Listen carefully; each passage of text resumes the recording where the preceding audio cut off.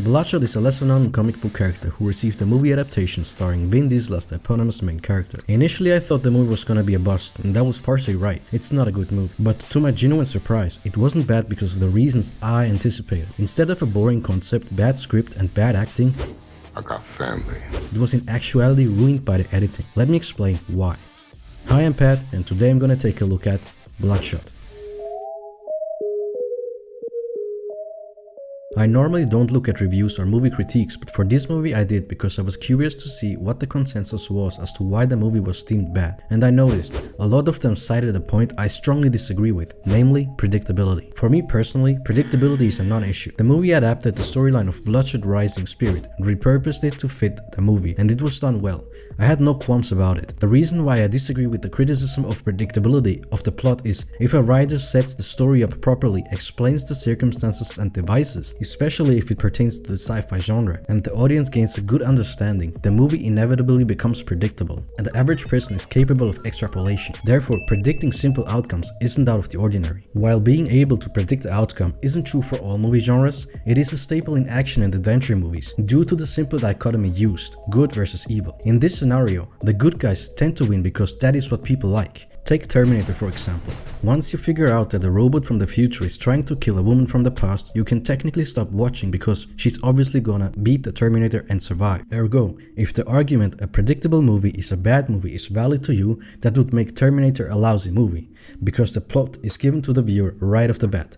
But it's not a lousy movie. It's a fantastic movie that holds up well to this day. The key takeaway is that the movie, particularly action movies, are about the journeys, not the destination, and that is where Bloodshot fails spectacularly. In a way, it botched its own bread and butter.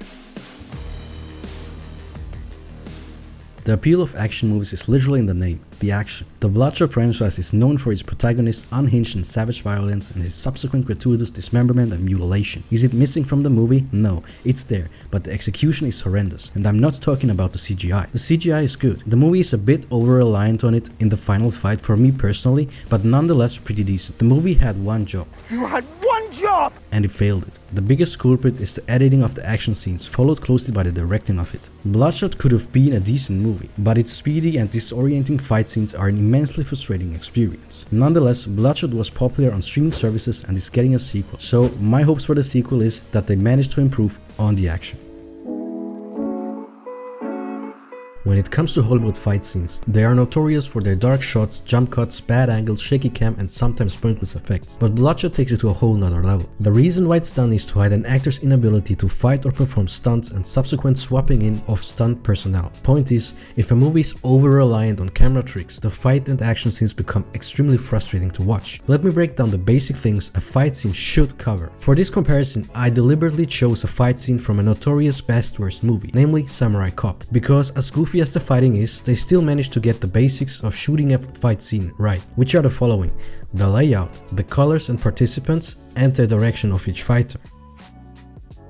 These things seem unimportant but are crucial because they are a viewer's only reference point. If these factors constantly change, switch or aren't clear enough, the viewers quickly get confused as to what is happening on screen. In Bloodshot you literally have scenes where actors are moving in one direction and a few cuts later are moving in the opposite direction. Another thing is how long the actions last. In Samurai Cop they are long enough to get a good grasp on what they're doing. In Bloodshot you barely get a fraction of a second before it jumps to the next action performed. The fights are edited as if they were TikTok shorts. The close-ups in Samurai Cop provide clarity and detail of the actor's action, whereas in Bloodshot some close-ups are random and paired with weird angles, making them outright bizarre. In a nutshell, what it means is, the clearer an intention is communicated, the more easily the audience is able to follow along, or in other words, if you can see it, you can process it. In Bloodshot, the extended engagement in the tunnel is one of the worst I've seen and is giving Season 8 of Game of Thrones a run for its money. It's too dark, the fights are too fast while the build-ups are too long, I'm not able to tell how many participants there are as they keep popping up out of nowhere. Furthermore, they wear dark clothes in front of a dark background. The angles and direction of the shots are constantly changing, making it unnecessarily hard to follow along. While the practical effects are an interesting choice, they unfortunately further obscure the already unclear shot, dropping the quality from bad to worse. And lastly, the random slow motion doesn't improve much either.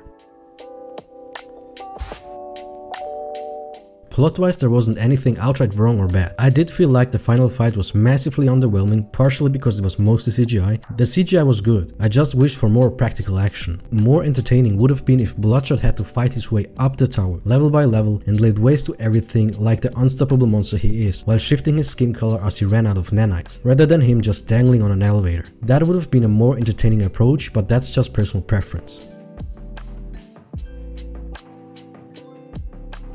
Bloodshot is one of those few rare good examples of how a decent movie was actually ruined by the technical and therefore more objective side of movie making, instead of the usually more subjective side, which are plotting and acting. You are tearing me apart, Lisa! In fact, I thought the plot was good. It had a decent pace and was interesting and different enough to stand out. This movie was purely held back by its subpar action. While the super soldier origin story isn't the most original, it gets the job done. Speaking of origin story, in Spider-Man No Way Home, they completely botched the original purpose of Uncle Ben / Aunt May's death. Check out this video to find out why. Also, please share your thoughts on the movie in the comments down below. Did you like the movie, and did you know a Bloodshot 2 was in the making? Anyway, if you like this video, give it a thumbs up. If you'd like to see more, subscribe to the channel, and as always, thanks for watching and I hope to see you again.